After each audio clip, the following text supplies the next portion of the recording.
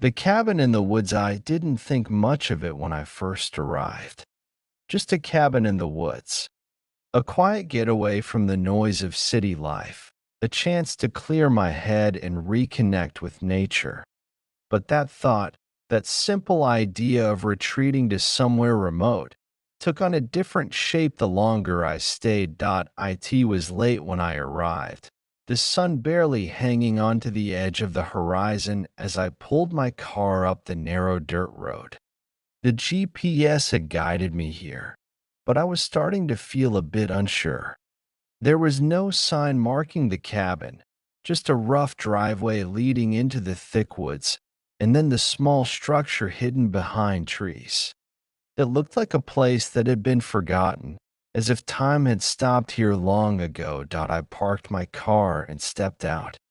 The air was fresh but crisp, colder than I'd expected for early fall. My breath puffed out in little clouds, and the distant rustling of leaves in the wind added a kind of eerie echo to the quiet. I grabbed my bag from the trunk and took one last glance at the road I had just driven down. It was dark now, with the last bit of daylight fading, and I couldn't help but feel the overwhelming isolation of the place. The cabin was small, one story, weathered wood, a slanted roof. The porch creaked underfoot as I made my way up to the front door, and with a quick twist of the key in the lock, I pushed it open. Inside, the cabin smelled like old wood and something slightly musty. The floors creaked under my weight, and the dim light from the single bulb above didn't do much to brighten the space. A fireplace stood on one side of the room, unlit, and a couch that looked like it had seen better days sat across from it. There were a few mismatched chairs, a small table in the corner, and a single bed tucked in the back. The place had clearly been used as a retreat before, but it wasn't exactly a luxury spot. I threw my bag onto the bed and immediately started unpacking.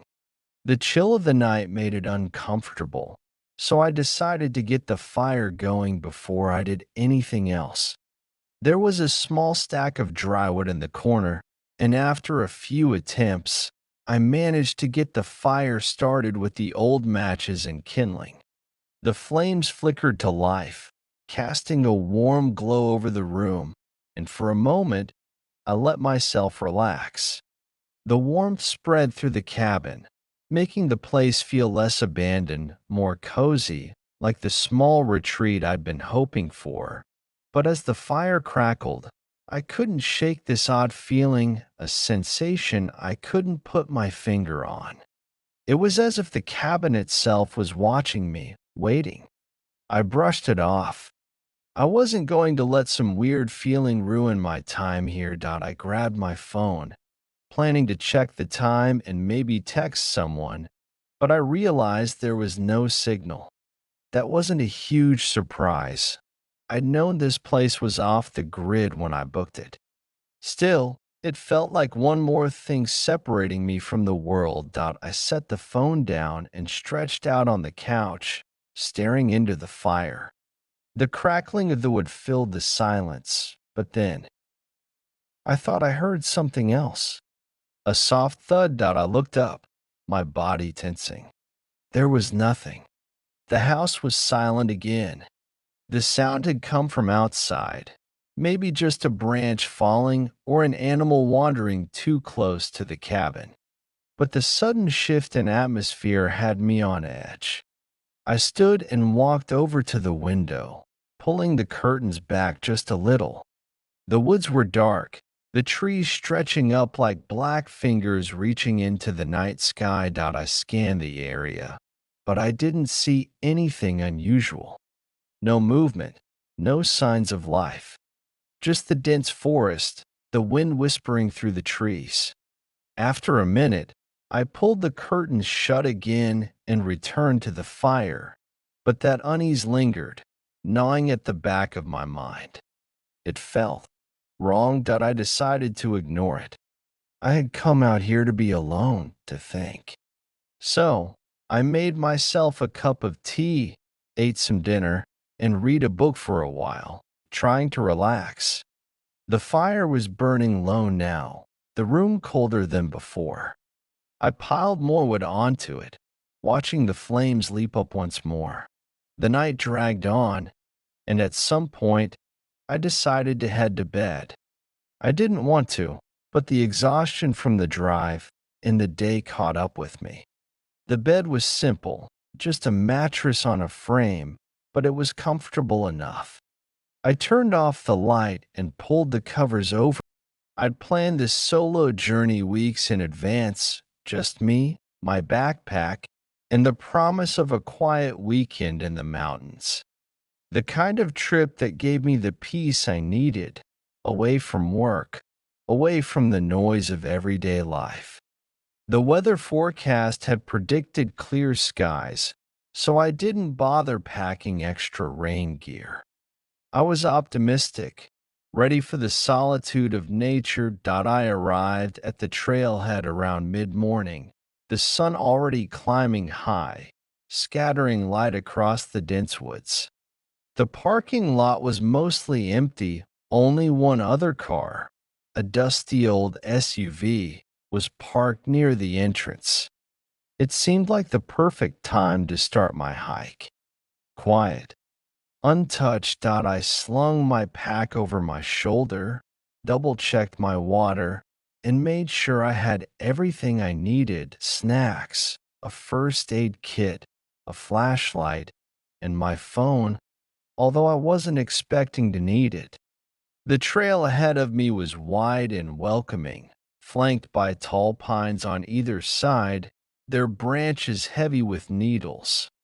The earth smelled fresh, like wet moss, and the distant chirp of birds was the only sound that filled the air.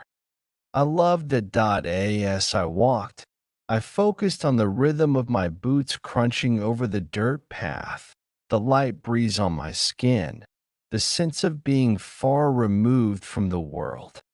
Time seemed to slow out here. The trail wasn't overly difficult, a moderate incline with some rocky patches, but nothing that would require more than basic effort. I passed the first mile marker and kept going, my mind wandering as I hiked. The further I went, the more isolated it felt. The trail seemed to grow quieter, the trees taller and more densely packed. Occasionally, I'd look up and spot a flash of movement in the branches, a bird, perhaps, or a squirrel, but otherwise, everything was still. There was something peaceful about it, but also something unnerving. The silence in nature can be comforting, but it can also make you aware of the smallest sound, amplifying every step you take, every shift in the leaves. I had planned on reaching the summit by afternoon, but I wasn't in a hurry. It wasn't about the destination for me. It was about the journey. After another hour or so, I reached a fork in the trail. The signs were clear enough, one leading toward a steep, rocky incline that went straight up the mountain, the other winding toward a lower pass that curved around the side. I debated for a moment, but the higher path called to me. I liked the challenge of the climb. The rocks were loose in some places, making it more difficult than I anticipated.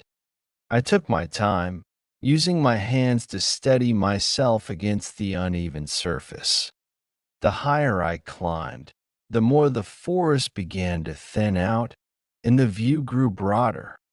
I could see the valley below, the winding river, the small patchwork of farms in the distance. For a moment, I stood there, just breathing in the view, feeling the warmth of the sun on my face. But then, a strange feeling came over me. It wasn't fear, exactly, just a sense of being watched. I couldn't shake it. I glanced around, but there was nothing. No sign of movement, no sound that shouldn't be there. It was just the woods, the wind rustling the trees. Still, the feeling lingered. I shrugged it off, figuring it was just my mind playing tricks. I pressed on. As I neared the summit, the path narrowed and the rocks grew more jagged. The air felt thinner up here, colder, despite the sun. The wind was picking up, and I pulled my jacket tighter around me. It wasn't unusual for the weather to shift quickly in the mountains, especially this high up. Still, something about the change in temperature unsettled me.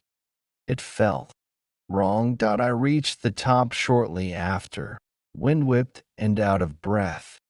I stood there for a while, taking in the view. The valley below seemed like a different world, entirely quieter, smaller. The sun had started to dip a little lower in the sky, casting everything in a golden glow. But as beautiful as it was, I couldn't shake that creeping feeling from earlier. That sensation of being one. I never thought I'd be the kind of person to go camping alone. But something had been nagging at me for weeks, maybe even months. The feeling that I needed to escape the noise of everyday life, to get away from people, and just be alone for a while. It wasn't anything specific, just a general weight I couldn't shake off. So when I found a cabin in the woods that was available for rent, I decided to take the plunge. It was a secluded spot, about an hour's drive from the nearest town. Nothing too fancy, just a simple wooden cabin in the middle of a forest, no neighbors for miles. Perfect, I thought. Peaceful. I packed up my gear, tent, sleeping bag, a small stove, food, water, and the essentials, and drove out there on a Friday afternoon. The sun was still high in the sky, and the air was warm, but there was something in the stillness of the drive that started to make me uneasy. The further I went down the winding road, the fewer cars I passed, and the more I started to wonder if I was really making the right decision. But at that point, I was committed. When I finally arrived at the cabin, the place looked just like the pictures online, rustic, with dark wooden walls, a small porch, and tall pine trees surrounding it on all sides. It was exactly what I wanted, isolated. I stepped out of my car, stretching my legs after the long drive. The air smelled fresh, earthy, and clean. There was no one else around. It was just me, the trees, and the silence. The cabin wasn't exactly new, but it looked well maintained. The front door creaked when I opened it, and the scent of old wood and dust greeted me. I took my bags inside and set up my things, unfolding the sleeping bag on the small cot in the corner, unpacking my food into the tiny kitchenette, and organizing my gear in the small closet. Everything seemed fine. As the sun dipped below the horizon, the air cooled quickly. I went outside to start a small fire in the pit just behind the cabin. The sky darkened, and soon enough, the only light came from the campfire flickering in front of me. I sat by the fire, toasting a marshmallow and watching the flames dance. The forest felt peaceful, calm. Every so often, I would hear a branch crack in the distance, the rustle of leaves as an animal moved through the underbrush. But there was nothing that felt out of the ordinary. I stayed up for a while, watching the fire burn down to embers. As the last of the orange glow flickered out, I felt that familiar chill in the air, a reminder that it was going to be a cold night. I headed inside, locked the door, and settled into bed that I woke up in the middle of the night. Something wasn't right. At first, I couldn't place it, just a feeling that something was off. I listened carefully to the silence, but all I could hear was the faint rustling of leaves outside the cabin. I chalked it up to my imagination playing tricks on me. After all, it was just me in the middle of the woods. There wasn't anyone else around, right? I lay back down and tried to go back to sleep, but it was hard to shake the feeling. It was as though the forest was watching me. The air was heavy, thick with an unsettling stillness. I told myself to relax, but my heart was racing a little faster than usual. Then, I heard something outside the cabin. A noise. Not the usual rustling of leaves, but something heavier. Something that seemed to be walking around the cabin. Slow, deliberate steps. My heart skipped a beat that I sat up in bed, straining my ears, trying to figure out what it was. I told myself it was just an animal, maybe a deer or something bigger, like a bear, though I hadn't seen any tracks nearby. Still, the way it moved around the cabin felt purposeful. I grabbed the flashlight on the nightstand and turned it on, the beam cutting through the darkness. I got out of bed and slowly made my way to the window. The forest fits your request. The cabin in the woods. It started with an invitation. A simple message on my phone. Hey, you should come with us this weekend. We rented a cabin in the woods. Need to get away from everything. I was never much for nature, always more of a city person, but the thought of getting out of town and having some peace for a couple of days seemed nice. So I agreed. When I pulled up to the cabin, I wasn't impressed. It looked like something out of an old, forgotten movie, wooden, weathered, with a sagging porch and a single light flickering in the distance. The kind of place where the silence almost smothers you. My friends, Rachel and Ben, had already arrived. They were unloading the car, laughing, seemingly excited about the weekend. Glad you could make it, Rachel said, smiling at me as I stepped out of my car. Ben waved but didn't say much. I didn't realize it'd be this remote, I commented, squinting at the cabin. It was isolated, no neighbors in sight. Just trees, dense and thick, stretching in all directions. Yeah, that's the point, Ben said, slinging his backpack over his shoulder. No distractions. Just us in the woods. I wasn't so sure about that. I had always been uneasy about places that felt too secluded. Maybe it was because I'd grown up in a city, surrounded by people and noise. Out here, it was just too quiet. Almost unnatural. Once inside, the cabin felt older than it looked from the outside. The wooden floors creaked under my feet, and the smell of mildew and damp would fill the air. There was a fireplace at one end of the room, a few mismatched chairs, and a worn-out couch in front of it. The kitchen area was small, with just enough room for a stove, a fridge, and a couple of cabinets. The only bathroom was tiny, tucked away in a corner, with a shower that looked like it hadn't been cleaned in years. The whole place had this heavy, oppressive feel to it, like the walls were closing in. Ben and Rachel seemed to love it, though. They set their bags down and immediately started unpacking. I found a spot on the couch and sat down, looking around, trying to shake the feeling that something wasn't right. By the time the sun began to dip behind the trees, casting long shadows over the cabin, Rachel suggested we go for a walk. We should explore, she said. You can't come all the way out here and not check out the surroundings. I hesitated but decided to go along with it. After all, I wasn't going to sit around in that cabin all night. The woods were dense, with thick trees that blocked out most of the light. The air was cool and damp, and as we walked deeper into the forest, the sounds of the world outside seemed to fade away. There was only the crunch of leaves under our feet and the occasional rustle of branches. The further we went, the more oppressive the silence became. It wasn't peaceful anymore. It felt suffocating. Do you hear that? Ben suddenly asked, stopping in his tracks. He turned his head toward the trees, his expression tensed. I listened, but I didn't hear anything out of the ordinary. Just the wind and the occasional bird calling in the distance. Hear what? I asked, trying to calm my racing heart. Nothing. Maybe I imagined it, Ben muttered, shaking his head. But there was something in his eyes that made me uneasy. We kept walking, but the weird feeling stuck with me. The woods seemed darker, more unsettling with each passing step. It felt like something was out there, watching us. But when I glanced around, all I could see were the same trees, the same twisted branches reaching toward the sky. After about an hour, we turned back, and the light was nearly gone. The cabin was barely visible through the trees, just a faint outline in the distance. We hurried back, eager to get inside, but something wasn't right. I couldn't put my finger on it, but the forest felt wrong now. It was like it had shifted, changed, and I wasn't sure I wanted to be there anymore. Back in the cabin, Rachel suggested we light a fire in the fireplace. It was already chilly, and the warmth would feel nice.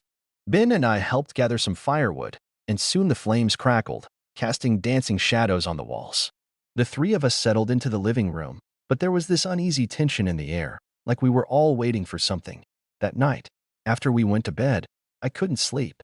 The silence in the cabin was so deep, it pressed in on me. Every creak of the wood, every gust of wind outside seemed to amplify. I lay in bed, staring at the ceiling, listening. Around 2 a.m., I heard it. A faint sound. It was a thumping noise, like something was tapping on the walls. I sat up in bed, my heart pounding. My first thought was that it was just the house settling. Old houses make noises. But the sound continued, rhythmic and deliberate. Tap, tap, tap. I glanced at the door to the hallway. Ben's door was slightly ajar, but Rachel's was shut tight. I wasn't sure what to do, so I stayed still, straining to hear. The tapping grew louder, closer.